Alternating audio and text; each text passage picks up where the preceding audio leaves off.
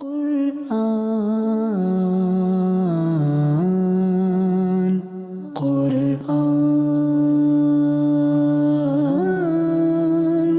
Qur'an.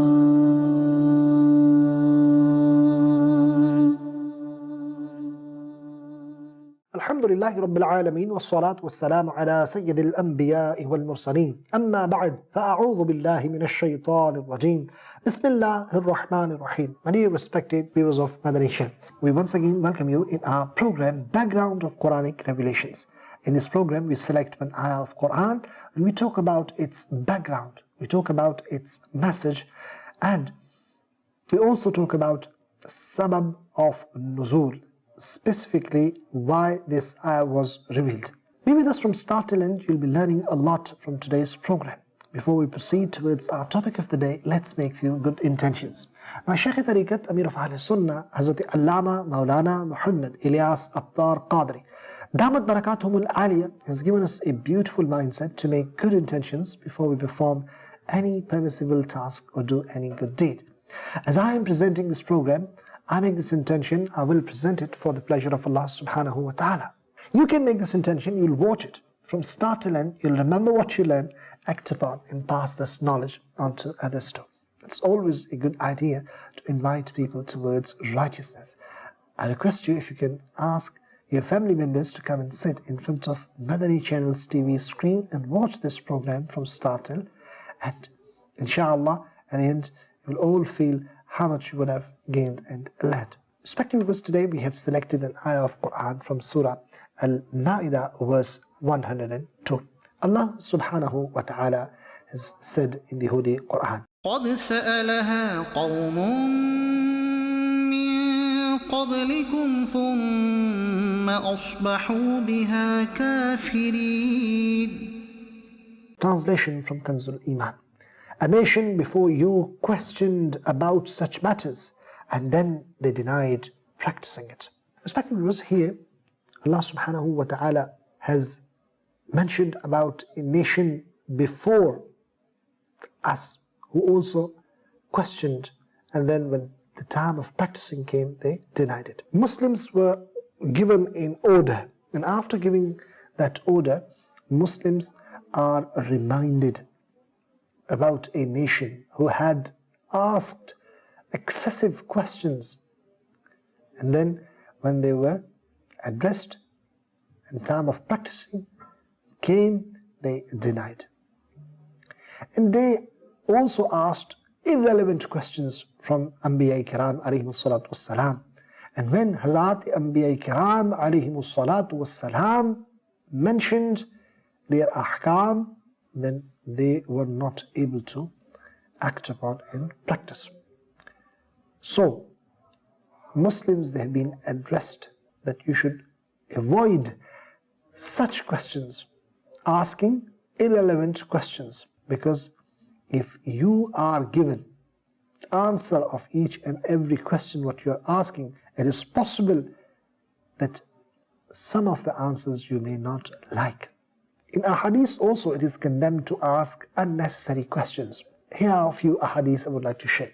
Hazrat Sa'ad bin Abi Waqqas radiyallahu ta'ala and narrates that Nabi Akram sallallahu ta'ala alayhi wa alihi wa sallam mentioned, the most sinful person among the Muslims is the one who asked about something which had not been prohibited, but was prohibited because of his asking. Allahu Akbar. This is how that person is condemned, that before it was not prohibited, but because of his asking, something became prohibited.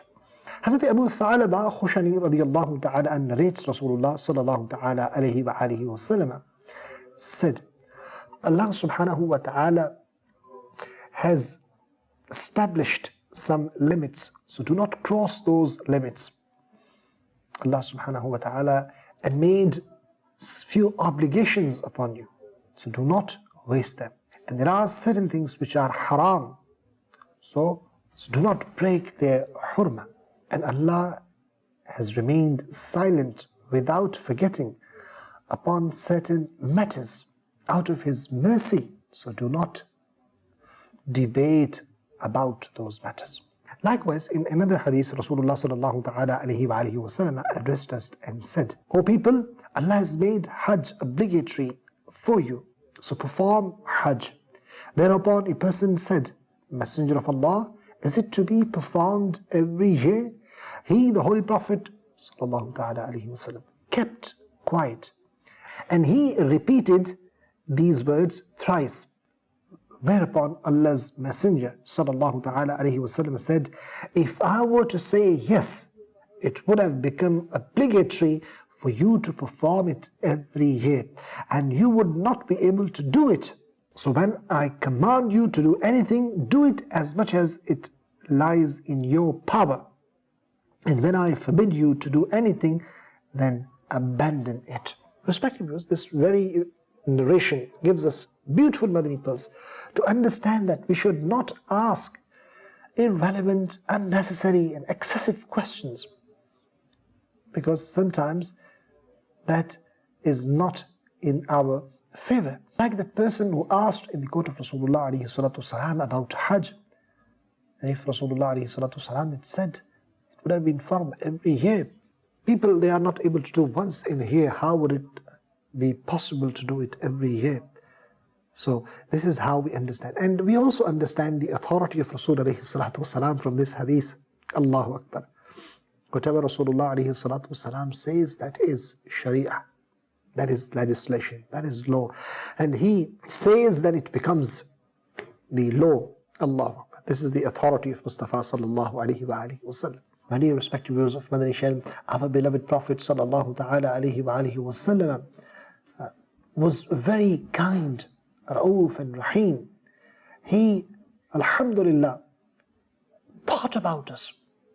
Yes, there are many matters in our Sharia which are, because of the mercy of Rasul alayhi salatu wasalam, easy for us. Yes, respected brothers, Rasulullah sallallahu ta'ala alayhi wa alihi wasallam loved to do miswak so much in his life. And it was his wish to make it necessary, compulsory with every wudu. But he did not do that. Why? Just to think about us. It would be hard for us to do with every wudu, like is the case with Hajj. Had he said it, it would have been difficult for us. And there are so many other matters when we think about Rasulullah sallallahu alayhi wa alihi wasallam thought about our ease. And again, we offer 5 daily prayers. Initially, they were fard upon us, 50 daily prayers. Now imagine, it is hard for us to even offer 5 daily prayers. What would have been the condition if they were 50? But yet it is the fazl and karam of Allah subhanahu wa ta'ala. And it was again madad of Sayyidina Musa ala nabiyina wa alayhi salatu wasalam. He sent Rasulullah alayhi salatu wasalam again and again back to get it reduced. He helped us. And it was again a mercy of Rasul alayhi salatu wasalam also for the ummah. He thought about us, and he went again and again to get it reduced. He thought about us. I pray, may Allah subhanahu wa ta'ala give us tawfiq and ability to act upon whatever I have said. Ameen bijahin Nabil Ameen. That's all for today. Respected viewers, keep watching Madani Channel. Keep reciting Salat upon Nabi alayhi salatu wasalam. We'll be back with another beautiful episode, with another beautiful topic. Until then, Assalamu alaikum wa rahmatullahi wa barakatuh.